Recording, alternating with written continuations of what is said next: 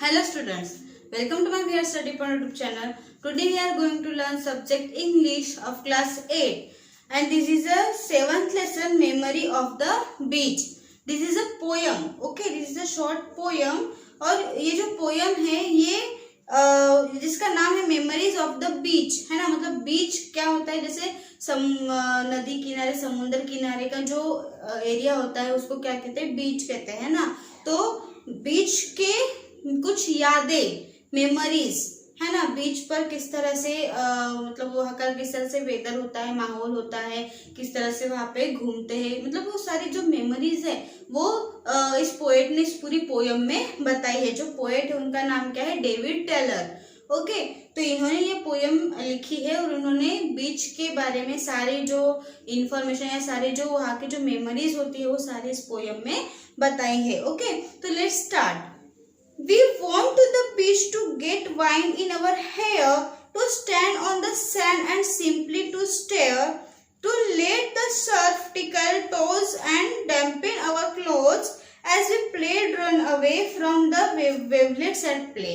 First answer में वो बता रहे हैं कि हम जब बीच पे गए थे वो उनके एक कुछ मेमोरीज थी बीच की, वो इस पोएम में बता रहे हैं कि वो बता रहे हैं कि हम जब बीच पे गए थे तो वहां पे ऐसे हवा आई, वाइंड आया और हमारे हेयर जो थे उसको छू के निकल, मतलब हेयर हवा जैसे आती है, खुली जगह होती है बीच पे है ना, हर तरफ से हवा चलती रहती है, तो उस हवा की वजह से हमारे जो हेयर है वो उड़ने लगे थे, हमारे हवाओं को, हमारे बालों को वो छू के जा रही थी वहां की एयर।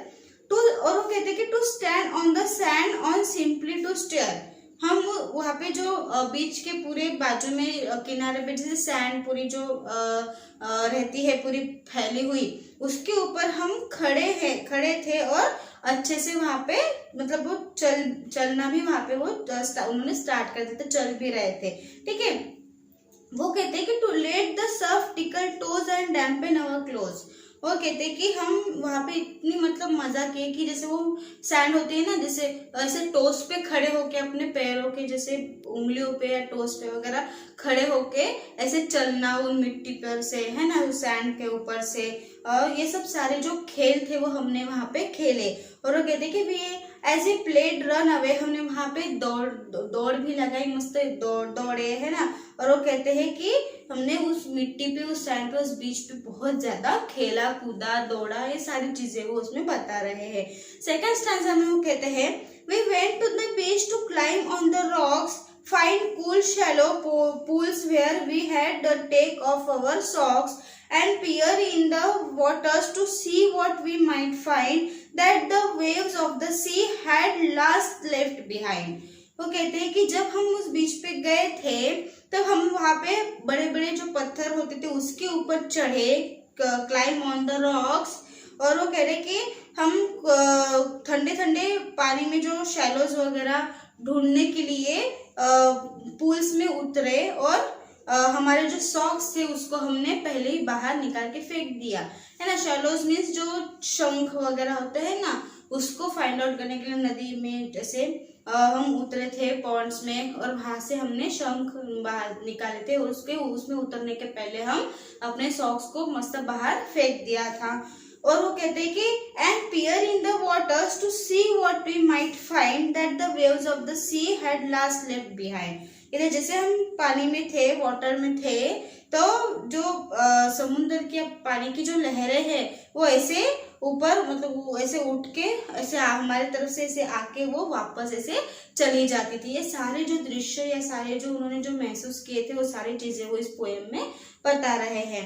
ठीक है, थर्ड स्टैंजा जो है उसमें वो कह रहे हैं we went to the beach to find colour shells to the kind that when placed to our ears makes the sound of the ocean appear and gathered rocks that we never would find in the places we walked for most of the time.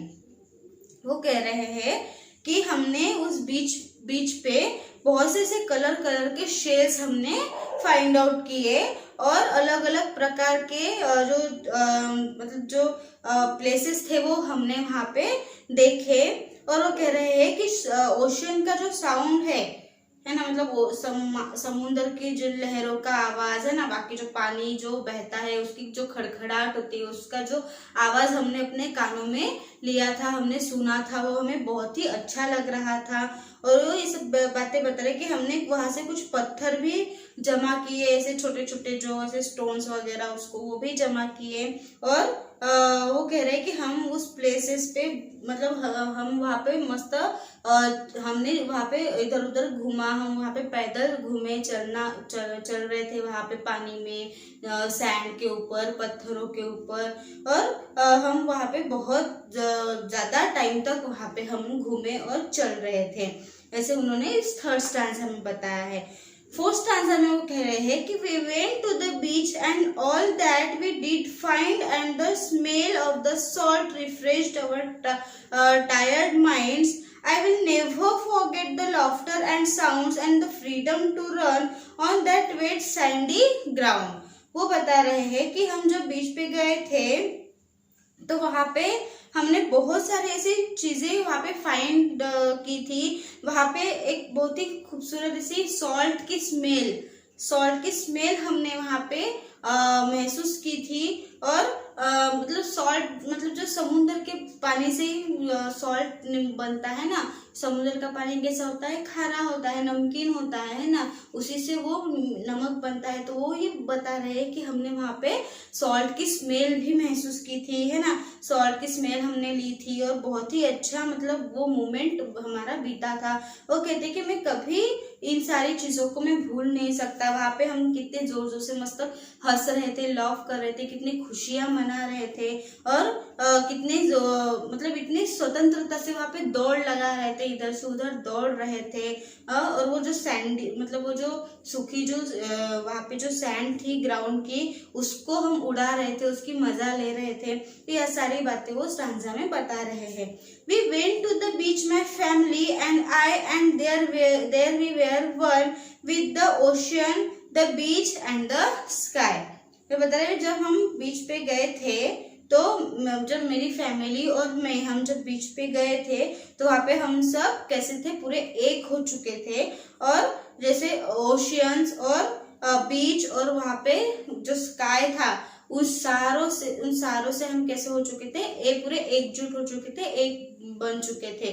मतलब ये जो ocean और बीच, जो sky जो है, वो हमारे friends की तरह हम उनके साथ घुल मिल चुके थे और बहुत ज्यादा एंजॉय हमने वहां पे किया था। ऐसे इस पोयम में उन्होंने मेमोरीज ऑफ बीच बताया है, मतलब बीच की जो मेमोरीज उनकी थी वो सारी इस पोयम में उन्होंने बताई है। तो स्टूडेंट्स, आई होप आपको ये पोयम समझ में आ गई हो। अगर आपको इस पोयम से रिलेटेड कोई भी डाउट हो तो आप मुझे कमेंट बॉक्स में जरूर पूछें।